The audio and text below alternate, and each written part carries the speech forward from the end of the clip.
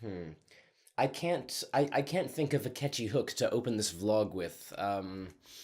This vlog is about Undyne, and Undyne is a fish lady, so what this vlog needs is a fish hook. Hark! Hi, I have a cold today, so my voice is going to sound a little hoarse. One of my favorite characters from Undertale is Undyne. She's the fierce captain of the Royal Guards, an unwavering warrior fighting for justice. And I keep a picture of her next to my desk at all times to give me courage and strength. But Undyne has an interesting heritage that not many Undertale fans are aware of. First of all, what is Undyne? Is she a mermaid? Is she a naiad? Is she an anthrofish? No, Undyne is a very specific type of mythological creature called an Undine. Undines come from the writings of Paracelsus, the famous Renaissance alchemist and the real-life inspiration for von Hohenheim from Full Metal Alchemist. Cause, Paracelsus was his nickname. His real name was Philippus Aureolus Theophrastus Bombastus von Hohenheim. Now, alchemists were interesting in that they weren't traditional scientists. They were like mystic scientists. They fully believed that the material world and the spiritual world were all part and parcel to the same truth, and that through science you could understand the spiritual and vice versa. That the experience of the mystic and the supernatural would guide your science to do incredible things like create the Philosopher's Stone, or brew the elixir of life, or transmute lead into gold. None of which any alchemist actually succeeded in doing, by the way. But Paracelsus was a big fan of Aristotle's four elements: wind, water, fire, and earth, and he came up with the concept of elementals, which I'm sure you've heard of if you're a fantasy nerd. An elemental is a creature or being or character in a story that embodies and personifies a certain element, and has powers and abilities relating to that element. And according to Paracelsus, fire elementals are salamanders, due to the ancient belief that salamanders are immune to fire. Air elementals are sylphs, which are fairies that fly in the air. And you see versions of this in like Bravely Default when you have a fairy character whose name is Airy,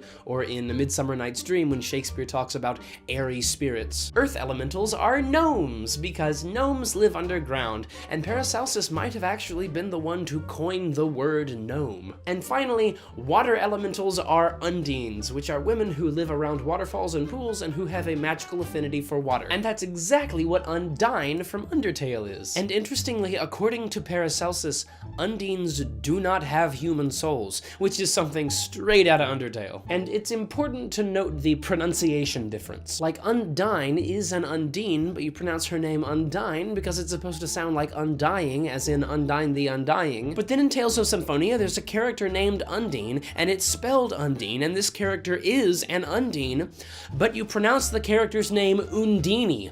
Why? Why would you use that awkward pronunciation for a name that already is a word that has an established pronunciation, a word that clearly describes what this character is and was clearly used because of its meaning that describes what this character is? Undyne the Undying is an Undine whose name is spelled Undyne and pronounced Undyne because she's undying, but Undine is an Undine whose name is spelled Undine but inexplicably pronounced Undine. That's like me saying I am a human and my name is Human and it's spelled human, but it's pronounced Humane. It just makes me want to throw up, to take the food that I have dined upon and regurgitate it. It's the reverse of eating. You might even say it makes me want to uneat my food, to undine, if you will. I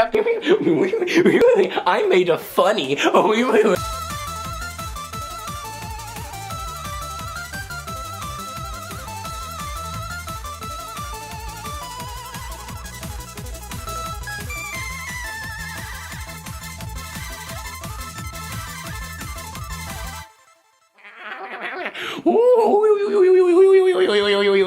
So, thank you for watching this sick vlog. This is actually the last regular vlog in Season 1 of HarkVlogs.